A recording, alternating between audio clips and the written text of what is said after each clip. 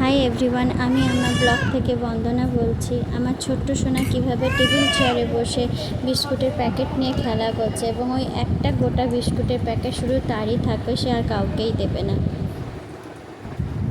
এত দুষ্টু হয়েছে বলার মতো না। এবং লাইক, শেয়ার, সাবস্ক্রাইব করবেন আর আমার দুষ্টু সোনাকে আপনারা এইভাবে ভালোবাসবেন।